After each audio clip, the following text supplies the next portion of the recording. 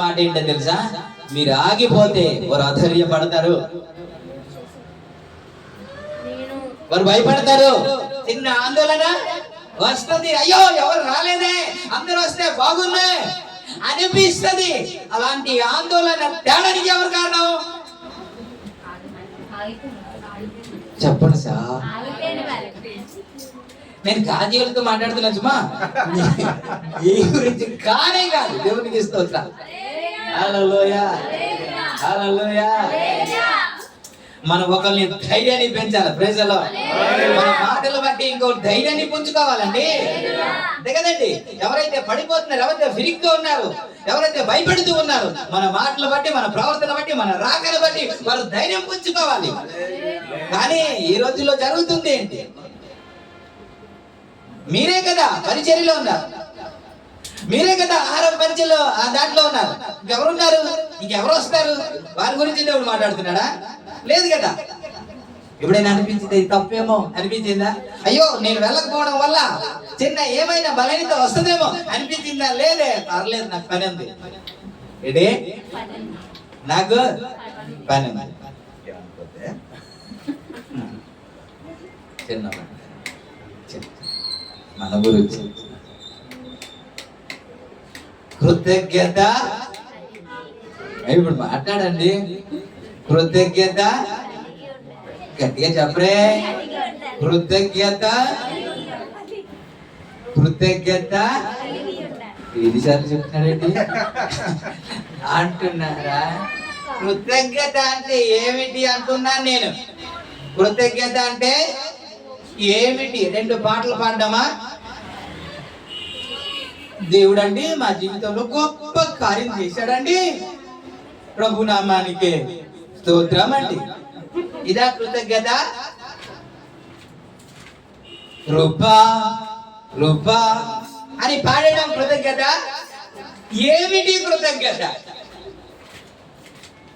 నేను అన్ని కలుపుతానన్నాను కదా. గడిచిన దినాల్లో శివ గ్లోరీ జీవితంలో దేవుడు గొప్ప అద్భుతాలు చేశాడు. చేశాడా లేదా? భయంకరమైన పరిస్థితి నుంచి కాపాడు. ఏంటంటే కాపాడు. దానికి మనము కృతజ్ఞత కలిగి ఉండాలి. ఏంటి ఏంటి కృతజ్ఞత కలిగి ఉండడం అంటే పరిచర్య ఆగిపోవడం.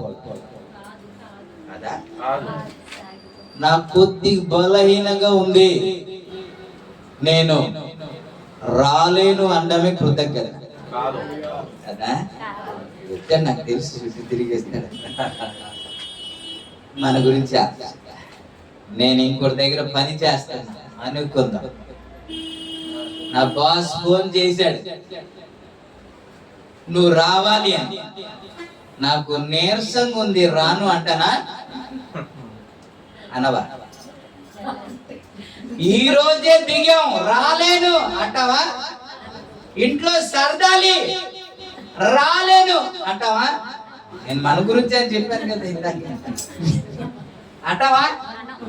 పరిగెడతావా? అనండి అయినా దేవునికి స్తోత్రం.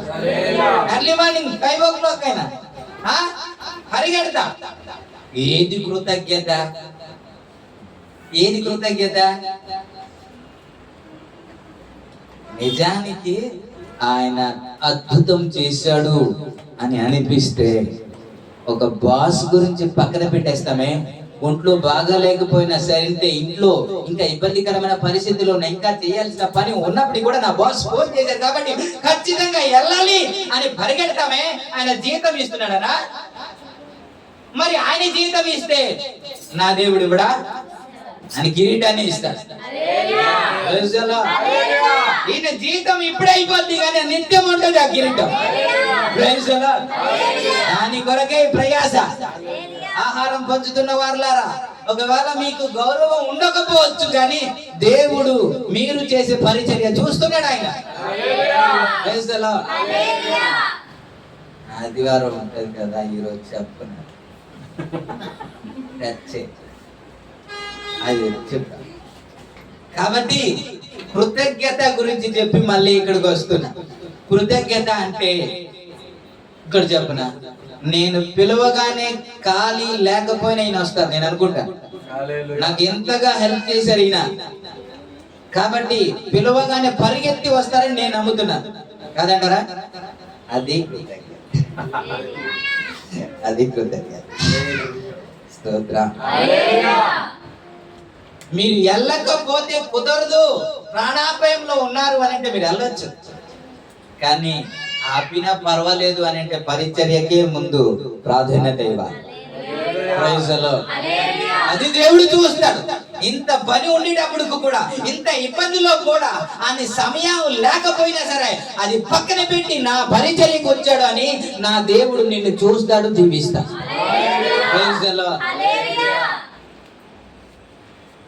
ఇప్పుడు గాదీలు అడిగింది కరెక్టా కాదా? రూబేనీలు అడిగింది కరెక్టా కాదా? అది మందలు ఉన్నాయి, అక్కడ పచ్చిగడ్డి ఉన్నాయి, కాబట్టి పచ్చిగడ్డి ఉన్నాయి, మాకు మందలు ఎక్కువ ఉన్నాయి కాబట్టి ఇక్కడ ఉంటాం అన్నావు తప్ప.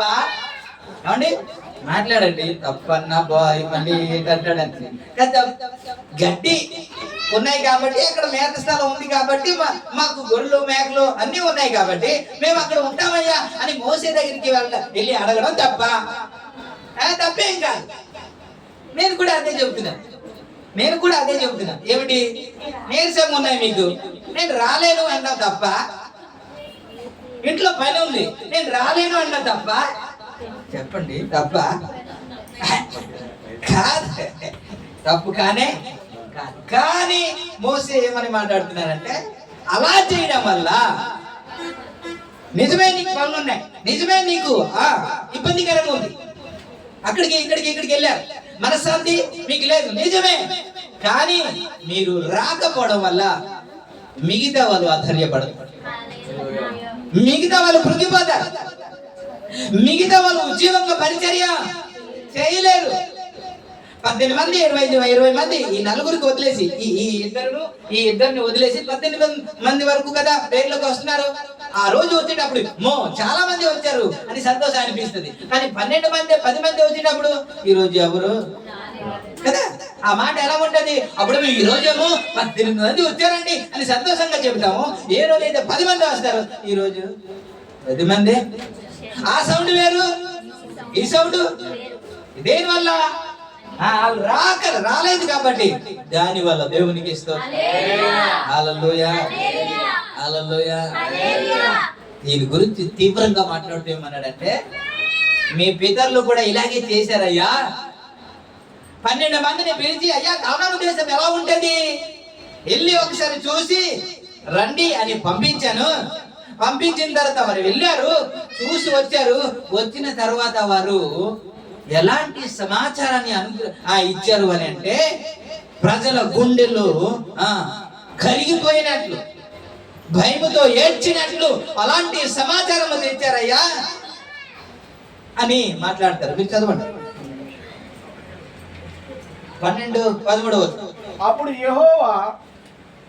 యెహోవా కోపం ఇశ్రాయేలు మీద రగులుకొనగా, యెహోవా దృష్టికి చెడు నడతలు నడిచిన ఆ తరము వారందరూ నశించే వరకు అరణ్యములలో 40 ఏండ్ల 10 ఆ దినమున యెహోవా కోపము రగులుకొని 20 ఏండ్ల మొదలుకొని అభిప్రాయం కలిగి ఐగుప్తు దేశం నుండి వచ్చిన మనుషులలో పూర్ణ మనసుతో యెహోవాను అనుసరించిన కెనేజీయుడగు యెఫును కుమారుడైన కాలేబును, నూను కుమారుడైన యెహోషువయు తప్ప మరి ఎవడును పూర్ణ మనసుతో నన్ను అనుసరింపలేదు గనుక నేను అబ్రహాము, ఇస్సాకు, యాకోబునకు ప్రమాణ పూర్వకంగా ఇచ్చిన దేశమును వారు తప్ప మరి ఎవరును చూడనే అని. ఎవరి గురించి మాట్లాడుతున్నాడు? ఇది సంఖ్యాకాండము 13-14 వచనంలో 14వ అధ్యాయంలో మనం చూస్తాం. 13వ అధ్యాయం 13వ అధ్యాయం చదివితే 32-33 చదువుతాం. మరియు వారు తాము సంచరించిన చూచిన దేశమును గురించి ఇశ్రాయేలీయులతో చెడ్డ సమాచారము చెప్పి, మేము సంచరించి చూసిన దేశము తన నివాసులు భక్షించు దేశము, దానిలో మాకు కనబడిన జనులందరూ ఉన్నత దేహులు, అక్కడ నెఫీలీయులు సంబంధులైన అనాకు వంశపు నెఫీలును చూచితిమి. మా దృష్టికి మేము మిడతల వలె ఉంటిమి, వారి దృష్టికి అట్లే ఉంటిమి అని చెప్పినందుకు 14వ అధ్యాయంలో అప్పుడు ఆ సర్వ సమాజము ఎలుగెత్తి కేకలు వేసెను. ప్రజలు ఆ రాత్రి ఎలుగెత్తి ఏడ్చిరి. ఇది ఏడవడానికి కారణం ఎవరో? వీళ్ళు దిగులు చెందడానికి కారణం ఎవరు? వీళ్ళు భయము చెందడానికి కారణం ఎవరు? ఇద్దరే. 10 మంది, ఈ ఇద్దరే మంచి వార్త ఇచ్చారు. ఈ 10 మంది చెడ్డ సమాచారము అని అంటే ఏమీ లేదు, మన వల్ల కాదయ్యా, మనము జయించలేము, మనము చేయలేము అని అధైర్యపరిచారంట, గుండె చెదిరిపోయినట్టు చేశారంట, భయపడినట్టు చేశారంట. ఎలా ఉన్నారో తెలిసే వాళ్ళు వీళ్ళు ఎవరిని హైలైట్ చేస్తున్నారంటే అపవాదిని హైలైట్ చేస్తూ ఉంటారు వీళ్ళు. అపవాదిని జయించిన యేసయ్యని హైలైట్ చేయరు వీళ్ళు. ఎవరిని అంటే శత్రువుని హైలైట్ చేస్తారు. మనం ఎలాగున్నామంటే మిడతల వలె. ఎలాగున్నావు నువ్వు? మిడతే అన్న దేవుడు గొప్ప దేవుడు కదా. ఆయన గడిచిన వారమే జ్ఞాపకం చేశాను. ఆయన ఉన్నత మహోన్నతుడైన దేవుడు, సర్వోన్నతుడైన దేవుడైన, ఆకాశ మహాకాశము పట్టజాలని దేవుడు, ఆకాశము నా సింహాసనము, భూమి నా పాదపీఠము అని చెప్పిన దేవుడు కదా ఆయన. ప్రభునామానికే మహిమ కలుగునుగా. అలాంటి గొప్ప దేవుడు మన మిడతలే కావచ్చు, కానీ యుద్ధము చేసింది దేవుడే కదా.